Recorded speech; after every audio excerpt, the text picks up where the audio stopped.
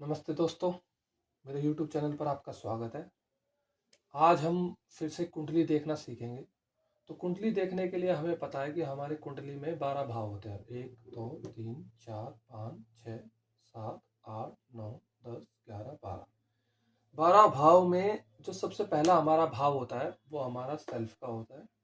12वें जो पहला हमारा भाव होता है उससे हम स्वयं को देखते हैं, सेल्फ को। सेकंड हाउस से हम अपनी फैमिली को, स्पीच को और एक्यूमुलेटेड जो वेल्थ होती है, हमारी एक्यूमुलेटेड वेल्थ होती है, उसको देखते हैं। थर्ड हाउस से हम छोटे भाई बहन, हमारा एफर्ट, हमारे पड़ोसी, हमारी शॉर्ट जर्नीज और जो बेसिकली हमारा पराक्रम होता है उससे देखा जाता है। फोर्थ हाउस जो हमारा सुख भाव होता है, तो सुख भाव से हम हमारे वाहन, भूमि और वाहन को देखते हैं। एसेट्स मतलब उसमें हमारी मदर आ जा, मतलब सुख भाव है तो माता से जुड़ा हुआ होगा, फिर उसमें हमारा घर हो गया, उसमें हमारे वाहन हो गए।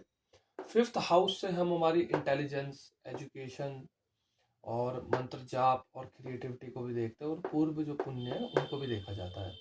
अच्छा, हमारा सेकंड हाउस से हमारी बेसिक एजुकेशन भी देखी जाती है, और फोर्थ हाउस से हमारी ओवरऑल एजुकेशन भी हम देखते हैं। फिफ्थ हाउस से हम अपनी हायर एजुकेशन और मंत्र जाप और इंटेलेक्ट, जो हमारी इंटेलेक्ट है, क्रिएटिविटी, उसको देखा जाता है। छठा भाव, जैसे कि हम जानते हैं कि छठे भाव से हम रोग, ऋण, रिपु और शत्रु देखते हैं। सेवंथ हाउस से हम अपनी पार्टनरशिप, डेली इनकम, हम दूसरों से हमारा जो व्यवहार है, वो जो सामने हमें लोग मिलेंगे, वो हमारा स्पाउस जो है उसको देखा जाता है। और सेवंथ हाउस, क्योंकि काल पुरुष की कुंडली में बैलेंस है, मतलब पेल्विक एरिया, तो इससे हम स्पाइन और जो हमारा स्पेशली L4 L5 का रीजन होता है उसको भी देखे जाते हैं। एट्थ हाउस से हम सडन चेंज और जो कष्ट होता है वो, death and transformation and research और ये सब देखते हैं हम, क्योंकि हमें पता है कि हमारा सेकंड हाउस जो होता है वो मुख है, मतलब माउथ है, और एट्थ हाउस हमारा जो है वो एनस पार्ट है, मतलब हम यहाँ से खाते हैं, हम यहाँ से खाते हैं और यहाँ से निकालते हैं। ठीक है। उसके बाद नाइन्थ हाउस हमारा जो है वो हमारा भाग्य है, हमारे पिता का घर है, हमारा लॉन्ग जर्नीज है, हमारा धर्म है और हमारा फ्यूचर है। बेसिकली ये हमारा पास्ट है, ये हमारा फ्यूचर है। टेंथ हाउस हमारा कर्म का स्थान है, हमारा सोशल स्टेटस है और हमारा मान सम्मान भी है। 11th हाउस हमारा लाभ का घर है और हमारी इच्छाएं दिखाता है, और हमारा सोशल नेटवर्क हम 11th हाउस से देखते हैं। और इसके अलावा अगर हमें स्टॉक में ट्रेडिंग या ओवरऑल लाइफ में हमारा कैसा चीज़ों से लेके हमें उनका रिवॉर्ड मिलेगा नहीं मिलेगा, वो 11th हाउस से। और 12th हाउस से हम हानि देखते हैं। हानि में मुख्यतः हम हॉस्पिटल, जेल, आइसोलेशन, योग, वियोग, ये सब 12th हाउस से देखा जाता है। तो ये बेसिकली हमारी कुंडली के 12 भाव इस प्रकार बनते हैं। तो हमें पता है, जैसे हमारे पास में ये हम काल पुरुष की कुंडली अभी हम देख रहे हैं। तो काल पुरुष की जो कुंडली है वो हमारी 1 नंबर से स्टार्ट होती है। 1 नंबर मतलब हमारा मेष राशि से, और 12 नंबर हमारा अंतिम में आता है।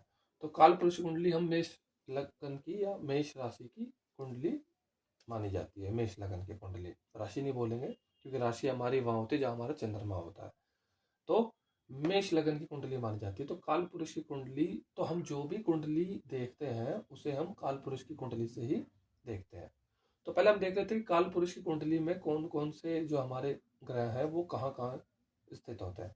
तो काल पुरुष की कुंडली में सबसे पहले हमें पता है कि हमारा जो पहला घर होता है वो हमारे किसका होता है, मेष राशि है। तो मेष राशि जो है वो क्या, उसके जो आधिपत्य है वो किनके पास है, मंगल के पास में। लेकिन कालपुरुष की कुंडली में जो मेष राशि में हमारे सूर्य जो होते हैं वो उच्च के होते हैं, मतलब पहला घर हमारा सूर्य का होता है। दूसरा घर हमारा किसका होगा, अगर पहला घर सूर्य का होगा तो दूसरा घर किसका होगा, दूसरा घर हमारा चंद्रमा का होगा।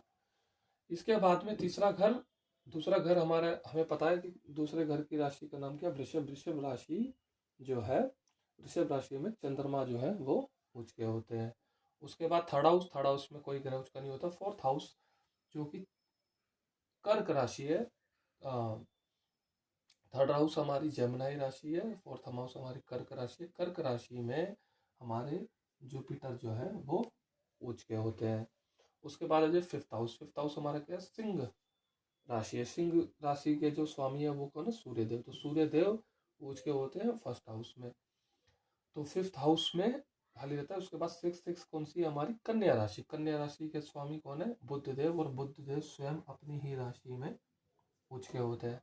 उसके बाद है सेवंथ हाउस। सेवंथ हाउस किसकी राशि है, अगेन ये इसके स्वामी कौन होते हैं, शुक्रदेव। और शुक्रदेव के सेवंथ हाउस की बैलेंस की राशि, और बैलेंस की राशि में शनिदेव उच्च के होते हैं। ठीक है।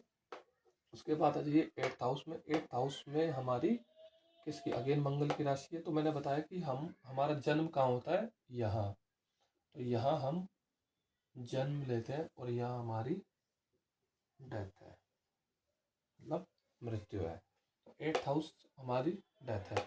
यहाँ से 1 से 8 तक का जो है ये पूरा व्यक्त भाव है। अब मतलब कि यहाँ पर जो भी है वो बॉडी है। यहाँ हमने जन्म लिया, यहाँ हमने फैमिली पाई, यहाँ हमने एफर्ट दिखाया, यहाँ हमने माता का सुख लिया, यहाँ से हमने पढ़ाई करी, यहाँ से हमने अपने जो पूर्व जन्मों के जो भी रोग ऋण रिपू जो कर्म बंधन हमें मिले थे वो चुकाए, यहाँ से हमने स्पाउस दिया, और यहाँ पर हमने अपना देह त्याग कर दिया। यहाँ से व्यक्त भाव है। व्यक्त भाव में हमारा 9 नंबर है। 9 नंबर जो है वो गुरु जुपिटर की राशि होती है, धनु राशि जुपिटर की राशि। उसके बाद अगेन 10 नंबर कर्म भाव, यहाँ पर किसकी राशि, शनिदेव की राशि है। शनिदेव की राशि के बाद 11 नंबर भी शनिदेव की राशि है। उसके बाद में 11 नंबर क्या, ये क्या है, मकर, यह है कुंभ, और यह है 12वां मीन राशि। मीन राशि में कौन उच्च के होते हैं, शुक्रदेव। तो ये हमारे उच्च के स्थिति है। तो उच्च की स्थिति में हमने समझा कि हमारे कन्या राशि में मरकरी, छठे घर में मरकरी उच्च के होते हैं, चौथे घर में जुपिटर उच्च के होते हैं, चौथे घर में कर्क राशि में, ये ना भूले आप, सातवें घर में और या सातवीं राशि में शनिदेव उच्च के होते हैं, और सेकंड हाउस में वृषभ राशि में चंद्रमा उच्च का होता है। तो अब ये देखिए, ये राजा है, सूर्य राजा है। राजा की तरफ क्या है, रानी। दूसरी तरफ वीनस क्या है, वीनस किसकी चीज का कारक, भोग का। तो दूसरी तरफ राजा के क्या है, क्या है दूसरी तरफ राजा के, धन। राजा के सामने क्या है, प्रजा। राजा के बगल में कौन है, कौन है, गुरु। और गुरु के साथ में कौन बैठा हुआ है, राजकुमार। तो इस तरीके से ये हमारा पूरा चक्र बनता है। अब इसमें एक बात और आती है कि राहु और केतु। तो राहु केतु के लिए बोला जाता है कि राहु जो है वो तीसरे घर में उच्च का माना जाता है, और राहु की खुद की जो राशि होती है वो 11वीं राशि होती है, जो शनिदेव की राशि। तो शनिदेव ने अपनी राशि राहु को दी हुई है, और केतु की जो राशि मानी गई है वो मानी गई है 8वीं। तो 8वीं राशि जो है वो मंगल देव ने केतु को अपनी राशि दी हुई, इसलिए बोला जाता है कि कुजावत केतु और शनिवत राहु। मतलब राहु जो है वो शनि के प्रकार व्यवहार करते हैं, और केतु जो है वो मंगल देव के तरह व्यवहार करते हैं। तो ये है हमारा बेसिक इंट्रोडक्शन कालपुरुष की कुंडली का। अब अगर किसी भी चार्ट को हमें देखना हो तो उसे हम कैसे देखेंगे वो हम समझ लेते हैं। तो मैं उदाहरण के लिए कोई चार्ट ले लेता हूँ यहाँ पर, और चार्ट जो है उससे मैं आपको समझाता हूँ कि ग्रहों की स्थिति एक कैसे देखी जाती है। ठीक है। फिर हम चार्ट को फलित करने के लिए हमारे पास में 3 से 4 हमारे स्टेप्स होते हैं। स्टेप वन होता है कि सबसे आप पहले लगन चार्ट देखते हो। तो लगन चार्ट होता है कि जिस समय व्यक्ति का जन्म हुआ उस समय पूर्व में कौन सी राशि का उदयमान था, उससे हम लगन देखते हैं। तो अभी हम मेष लगन का ही देख लेते हैं। अभी हम मान लेते हैं कि मेष लगन की ही कुंडली हमारे पास है, मतलब ये हमारा लगन है। यहाँ पर एल लिखा जाएगा, एल मतलब यहाँ लगन लिखा हुआ है। हम ये मान लेते हैं कि इसी लगन में, अब जैसे हमने यहाँ पर दिखाया था कि शनिदेव जो थे वो 7वीं राशि में उच्च होते थे, तो हम मान लेते हैं कि शनिदेव आ गए हमारे यहाँ पर पहले राशि में, पहले लगन में बैठ गए वो। तो जैसे ही वो लगन में बैठेंगे तो हमें पता है कि अगर वो यहाँ उच्च के थे तो उससे अपोजिट वो नीच के हो जाएंगे। तो शनिदेव यहाँ पर हो गए नीच के। अब ये नीच के शनिदेव कैसा प्रभाव देंगे लगन में बैठ के? देखिए लगन क्या है, लगन आपका शरीर है, ठीक है। और शनिदेव जो है वो शनिदेव किस किस चीज के कारक है? शनिदेव कारक है कर्म के, डिले के, स्ट्रक्चर के, एक लंबा धीमा रास्ते के, ये शनिदेव इन सबके कारक है। तो लग्न में जब शनिदेव बैठ जाएंगे और वो भी नीच के, तो ये क्या करेंगे? सबसे पहले इस जातक को बहुत ज्यादा चांस है कि ये आलस्य बनाए, क्योंकि शनिदेव कारक किसके हैं? शनिदेव कारक किसके हैं? मैंने जैसे कि अभी आपको बताया था कि वो धीमे, शनिदेव जो है वो धीमा ग्रह है, वो धीमे धीमे चलते हैं। और चूंकि वो उनको राशि भी जो है वो अपनी अनकंफर्टेबल पोजीशन पे है, तो अनकंफर्टेबल पोजीशन पे लग्न को बहुत ज़्यादा हद है कि वो बहुत ज़्यादा ही चांसेस है कि वो इस व्यक्ति को आलसी बनाएंगे। पर अब अगर यहाँ पर ही हम मान लेते हैं कि ये लग्न में जो राशि है वो 1 नंबर ना होके वो होती 7 नंबर, मतलब ये तुला लगन का चार्ट होता। अभी के लिए आप समझ लीजिए, मैं सारे नहीं मिटा रहा हूँ। और यहाँ पर जो है आ जाएगा 1 नंबर 7, 8, 9, 10, 11, 12, 1, ठीक है। तो अब 7 नंबर में तो हमें पता है कि शनिदेव उच्च के होते हैं। तो क्या अब ये व्यक्ति को आलस्यवान बनाएंगे?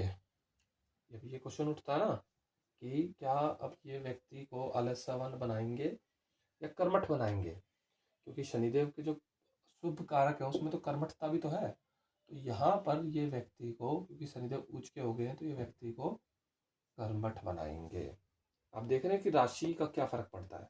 तो हमें जब भी हम कुंडली को फलित करते हैं तो हमें ये देखना होता है कि कुंडली जो है उसमें हमारा जो राशि है, ग्रह जो है वो किस राशि में बैठा हुआ है, उससे हमें ये बात का अंदाजा मिलता है कि ग्रह हमारा कंफर्टेबल पोजीशन में है या अनकंफर्टेबल पोजीशन में है। अगर वो उसकी मित्र की राशि है, जैसे हमें पता है सूर्यदेव और शुक्रदेव, क्षमा करें, शनिदेव और शुक्रदेव आपस में मित्र है। शनि और शुक्रदेव आपस में मित्र है, ठीक है। और कौन कौन मित्र है?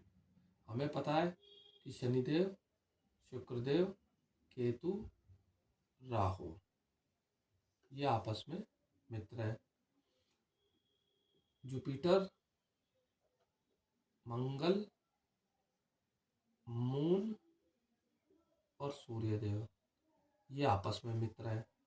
और मरकरी जो है वो न्यूट्रल है, ठीक है। वो मित्र भी हो सकते हैं, शत्रु भी हो सकते हैं, वो डिपेंड करता है कि वो कुंडली आपकी, जो आपका चार्ट है उसमें वो मारक बन रहे हैं या फिर वो आपको सहायता प्रदान करेंगे। जैसे कि अब देखिए कि अगर हम दोबारा देख लेते हैं कि मेष लगन की ही कुंडली है, मैं यहाँ पर मिटा देता हूँ शनिदेव को।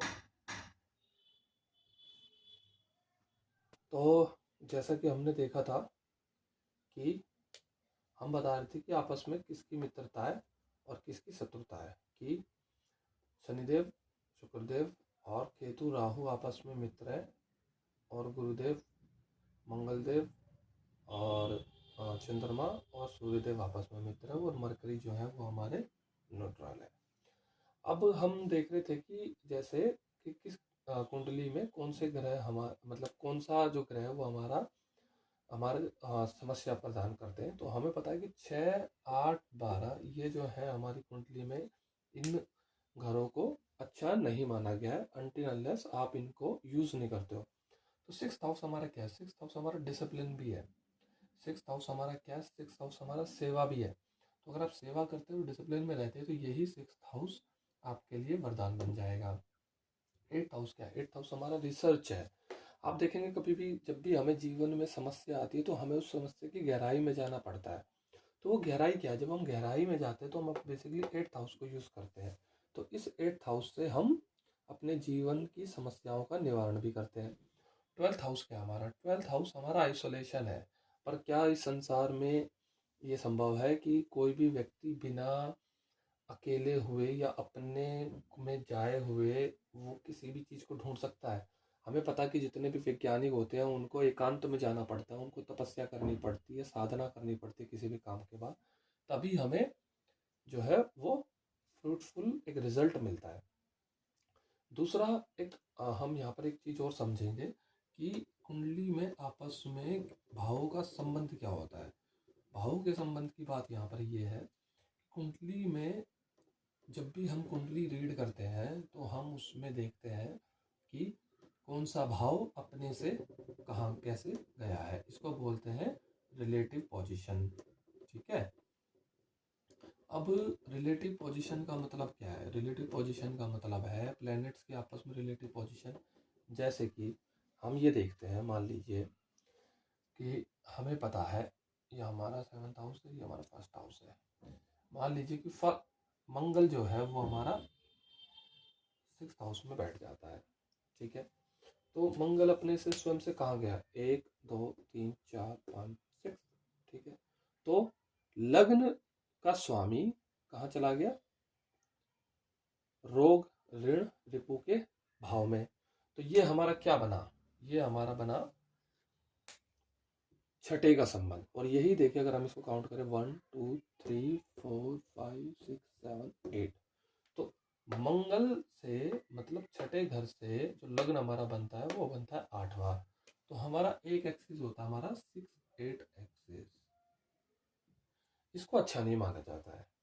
जब भी हमारे प्लेनेट आपस में 6 8 एक्सिस में आते हैं तो ये समझ ली कि वो हमें जीवन में समस्याएं देने का पूरा सामर्थ्य रखते हैं। अब अगर दूसरा देख लीजिए, अगर मान लीजिए कि यही मंगल ये मंगल यहाँ ना होके ये होता है यहाँ पे। ठीक है। अब क्या होता है? अब ये अपने से कहाँ गया है? 8वां। और यहाँ से ये 8वें से कहाँ पर है? 1 2 3 4 5 6। कहाँ गया? 6। तो इसने क्या बनाया? दोबारा 8 और 6 का संबंध बनाया। तो ये जो 6 8 और 8 6 का एक्सिस है जिसे हम सेम ही पढ़ते हैं, ये हमारे जीवन में समस्याएं लेके आता है। दूसरा कौन सा है? दूसरा है, हमें पता है कि ये क्या है? लग्न। लग्न क्या है? ये क्या है? लॉस। हमें क्या पता है? 12वां घर क्या है? हानि। तो ये लॉस है किसका? लग्न का, मतलब पहले घर का। ठीक है। तो 12वां घर किसका लॉस है? पहले घर का। पहला घर किसका लॉस है? दूसरे घर का। दूसरा घर किसका लॉस है? तीसरे घर का।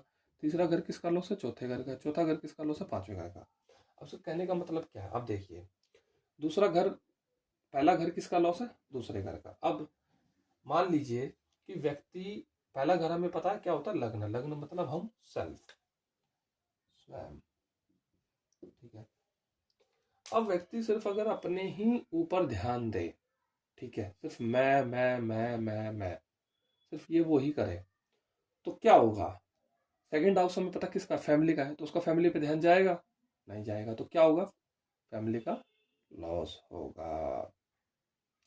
वो सिर्फ खुद में ही रहे, स्वयं में ही रहे, तो क्या वो धन कमाने जाएगा? नहीं कमाएगा। तो क्या होगा? धन का लॉस होगा। अब यहाँ पे देखिए, दूसरा घर किसका लॉस है? तीसरे घर का। तीसरा घर क्या है? एफर्ट, छोटे भाई बहन, और क्या है? आपके नेबर्स और शॉर्ट जर्नी। अब देखिए, अगर व्यक्ति सिर्फ धन के ही पीछे पड़ा रहे, ठीक है, तो क्या वो, जब वो धन के ही पीछे पड़ा रहेगा तो क्या होगा? ये हाउस इसका लॉस करेगा, लेकिन इसका तो गेन करेगा ना। तो गेन किस चीज का हुआ? एफर्ट का। तो जैसा ही आप धन के पीछे पड़ते हो, ठीक है, तो आपने किसका गेन किया? एफर्ट का। तो एफर्ट आपके बढ़ जाएंगे, क्योंकि देखिए ये पिछला हाउस क्या है? लॉस है, लेकिन उसका अगला हाउस क्या है? गेन है। तो हमें पता है कि किसी भी हाउस से, इसको हम बोलते हैं 2 12 का रिलेशन। तो 2 क्या है? गेन, और ये क्या है? लॉस। मतलब किसी भी घर से उसका अगला घर क्या होता है? उसका गेन होता है, और उसका पिछला घर क्या होता है? उसका लॉस होता है। तो अब मान लीजिए कि जब व्यक्ति, अब मान लीजिए आपने ये हाउस, आपने धन धन धन जो है, मनी क्या पीछे पड़ गए हो, तो लॉस किसका होगा? सेल्फ का। और गेन किसका होगा? एफर्ट का। आप समझ रहे हैं? अब मान लीजिए कि आप इसके यहाँ पर आ जाइए, एफर्ट, आप एफर्ट के पीछे पड़ गए हो, ठीक है। अब आपने एफर्ट बहुत किया, आप एफर्ट कर रहे हो, तो एफर्ट का गेन क्या है? कंफर्ट। जब आप एफर्ट बढ़ाओगे तो क्या होगा? कंफर्ट बढ़ेगा, लेकिन लॉस किसका होगा? फैमिली का। आप समझ रहे हो क्या कहना चाह रहा हूँ? ऐसे ही ये क्या कंफर्ट है, ठीक है। आप अब कंफर्ट का हाउस, आपने कंफर्ट पे पूरा आपने अटेंशन दिया, तो कंफर्ट से क्या होगा? लॉस किसका होगा? एफर्ट का। अब आप सिर्फ आपका जो पूरा ध्यान है वो आराम पर है, तो आप काम तो कर नहीं रहे, तो एफर्ट का लॉस हो गया। और गेन किसका हुआ? जब आप पूरा, ये क्या है, मदद भी है ना, ये क्या है, सुख है, वाहन है, तो जब आप यहाँ पर करोगे तो गेन किसका होगा?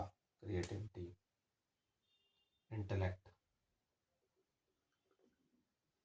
ठीक है। तो इस प्रकार हर हाउस, पिछले हाउस का लॉस होता है, अगले का गेन होता है।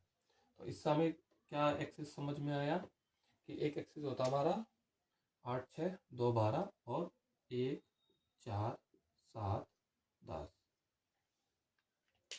तो ये 1 2 3 4, ये जो चार घर है, इनका जो एफर्ट है, सॉरी, इनका जो आपस में संबंध है, ये अपने आप में कंफर्टेबल है। तो हमें ये देखना होता है कि जब भी हमारा प्लेनेट है वो 6 8 के एक्सिस में ना आए, 2 12 के एक्सिस में ना आए, अगर वो 1 4 7 8 10 के एक्सिस में है तो ओके है। एक हमारा एक्सिस होता है जिसको हम बोलते हैं ट्राइन, ये होता है हमारा 159, 159, ये होता है हमारा ट्राइन। तो ट्राइन जो है वो भी हमारा ठीक होता है, अनटिल अनलेस अगर हमारे 6 8 या 2 12 में जो नहीं आ रहे हैं तो वो हमारे जीवन में प्रॉब्लम कम करेंगे। अगर वो 2 12 6 8 के एक्सिस में आ जाते हैं कोई भी ग्रह, तो वो प्रॉब्लम करेंगे। अब मैं बताता हूँ आपको कि मैं कहना क्या चाह रहा हूँ।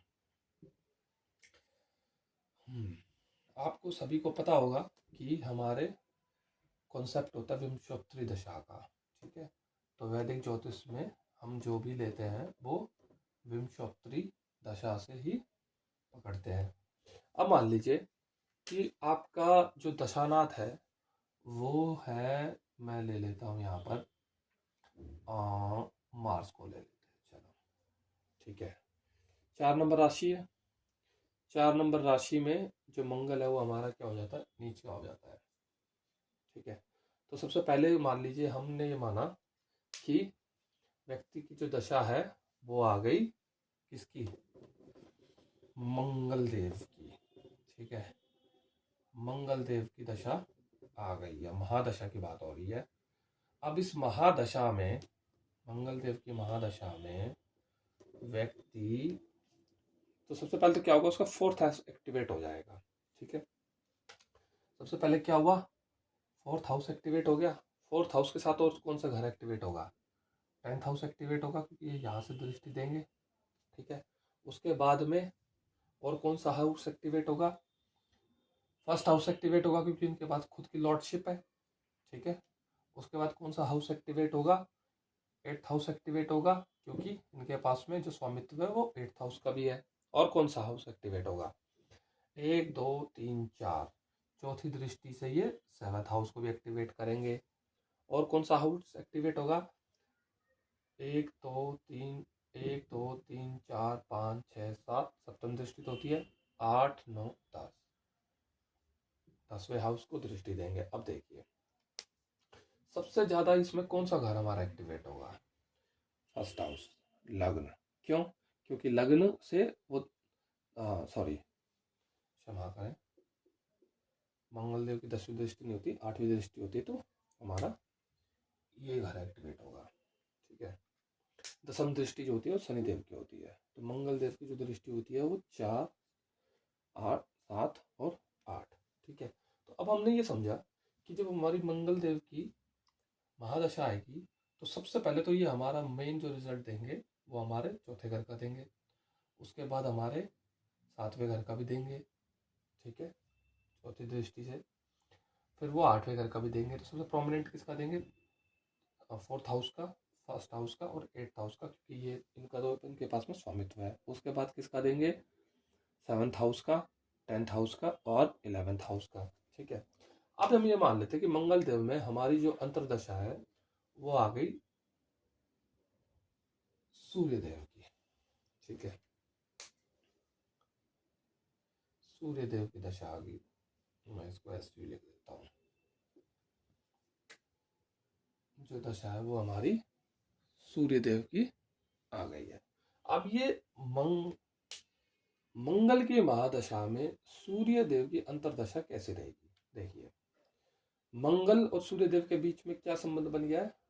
2/12 का। मैंने आपको बताया था कि ये जैसे सूर्य देव होंगे तो ये हानि करेंगे, क्योंकि अंतर्दशानाथ जो है वो महादशानाथ से 12वें घर में चला गया है। मतलब ओवरऑल जो है ये सूर्य देव की दशा ठीक नहीं जाएगी, अंतर्दशा इनके लिए ठीक नहीं जाएगी। उसमें भी सूर्यदेव कहाँ बैठे हुए? थर्ड हाउस में। ठीक है, थर्ड हाउस क्या होता है? थर्ड हाउस हमने बताया था कि छोटे भाई बहनों का, एफर्ट का, और नेबर्स का, और किस किस का होता है? शॉर्ट जर्नी का। सूर्यदेव के पास स्वामित्व किस चीज का है? 5वें घर का। मतलब 5वां घर हमारा किसका होता है? बच्चों का, हमारा हाई स्टडीज का, मंत्र जाप का, हमारा क्रिएटिविटी का, एक आर्टिस्टिक व्यू भी हम इससे देखते हैं। ठीक है, तो वो कहाँ कहाँ और प्रॉब्लम करेंगे? वो यहाँ से यहाँ पर प्रॉब्लम करेंगे। मतलब पंचम हाउस के गुण ले जाके तीसरे हाउस में ले जाएंगे और प्रॉब्लम करेंगे यहाँ पर। मतलब हमारे भाई बहनों से हमें समस्या आ सकती है। किसको लेके? एजुकेशन से रिलेटेड। हमें अपने पराक्रम में हमारे कमी लेके आएंगे। किससे रिलेटेड? हमें काम करने का, एजुकेशन। अगर कोई स्टूडेंट है तो इस केस में स्टूडेंट जो है वो पढ़ाई में उसका ध्यान बिल्कुल लगेगा ही नहीं, क्योंकि फिफ्थ हाउस क्या है? एजुकेशन। थर्ड हाउस क्या है? एफर्ट। तो फिफ्थ का लॉर्ड थर्ड में जाके बैठ गया है और अंतरदशा लॉर्ड, महादशा लॉर्ड से 12वें में है, तो ये बच्चे का मन बिल्कुल भटका देगा। ठीक है, उसका एफर्ट करने का बिल्कुल भी मन करेगा ही नहीं। तो इस तरीके से हम देखते हैं कि महादशा से अंतरदशा नाथ का क्या संबंध बन रहा है 2/12 में। अब हम देख लेते हैं कि मान लीजिए कि यहाँ से हम 9 में बैठा देते हैं जुपिटर को। ठीक है, तो 1 2 3 4 5 6 हम मान लेते हैं कि हमारे महादशा में, मंगल की महादशा में गुरुदेव की अंतर्दशा आ गई। तो अब हमने ये देखा कि मंगल देव से गुरुदेव छठे में चले गए हैं। मतलब वो रोग ऋण रिपु लेके आएंगे।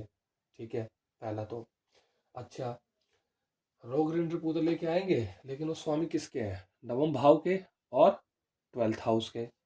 मतलब जो रोग ऋण रिपु है, मतलब जो कंपटीशन है या जो सेवा है, वो सेवा डिमांड करेंगे। सेवा किस चीज की डिमांड कर सकते हैं? 12th हाउस के रिगार्डिंग, 12th हाउस के जो भी संबंध है। मतलब आपको हॉस्पिटल के चक्कर काटने पड़ सकते हैं, आपको आइसोलेशन में जाना पड़ सकता है, आपको विदेश भी जाना पड़ सकता है। ठीक है, या विदेश की आपके यात्राएं हो सकती है, ये एक हम बोल सकते हैं। लेकिन वो यात्राएं जो है वो संघर्ष में होंगी, या वो किसी न किसी कंपटीशन से जुड़ी हुई होंगी। दूसरा, वो भाग्य के स्थान के मालिक भी और अपने ही घर में बैठे हैं। मतलब वो भाग्य में तो वृद्धि करेंगे, भाग्य में वृद्धि भी करेंगे, लेकिन चुनौतियों के साथ। और चुनौतियां जो आएंगी वो हमें 12th हाउस से भी रिलेटेड आ सकती है, और 9th हाउस जो कि फादर है, तो फादर के संबंध से भी आ सकती है। तो इसलिए हम जब भी कोई भी कुंडली का फलन करते हैं तो हमें अंतरदशा लॉर्ड जो है वो महादशा लॉर्ड से देखना होता है। ये एक प्राइमरी रिक्वायरमेंट है हमारी। उसके बाद गोचर भी देखते हैं, वो हम नेक्स्ट क्लास में डिस्कस करेंगे। तो आज के लिए इतना ही। अगर आपको ये वीडियो अच्छी लगी हो तो आप हमारे चैनल को सब्सक्राइब करें और वीडियो को लाइक कर सकते हैं। आपका बहुत बहुत धन्यवाद। ओम नमः शिवाय।